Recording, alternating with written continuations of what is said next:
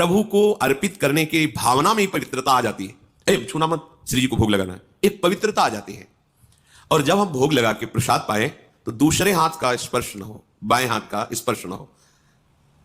जैसे जो लोग दोनों हाथों से ऐसे, ये बुद्धि को खराब करने वाला, ऐसे नहीं पाना चाहिए। बाएं हाथ को अलग करके दाहिने हाथ से, एक हाथ से ही भोजन पाने का विधान है, आराम से केवल नाम जपते हुए। दूसरा, शब्द रहितम, भोजन पाते समय आवाज नहीं करनी चाहिए, मौन रहना चाहिए।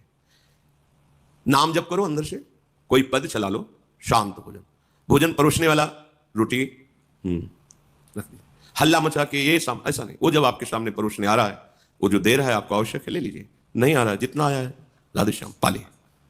गृहस्थी में तो स्वयं आपने बनाया, भोग लगाया, आराम से बैठ के नाम जप करते हुए पाइए। एक हाथ से पाए, दाहिने हाथ का ही प्रयोग होना चाहिए। दोनों हाथ स्पर्श होने से फिर वो अपनी बुद्धि को मलिन कर देगा, ऐसा शास्त्रीय सिद्धांत है।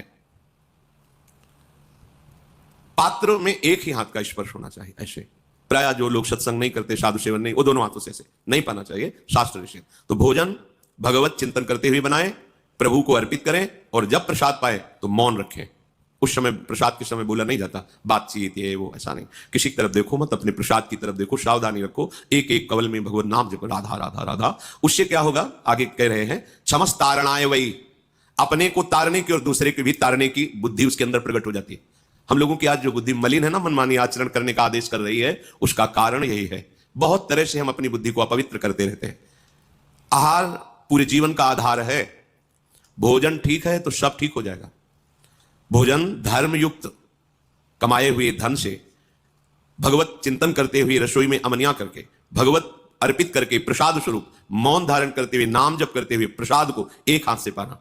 इससे क्या होगा, कह रहे हैं सात क्षमस तारणाए वही, वो अपने को भी तारने में समर्थ है और दूसरे को भी तारने में समर्थ हो जाएगा। क्या होगा, उसकी बुद्धि भगवत परायण हो जाएगी।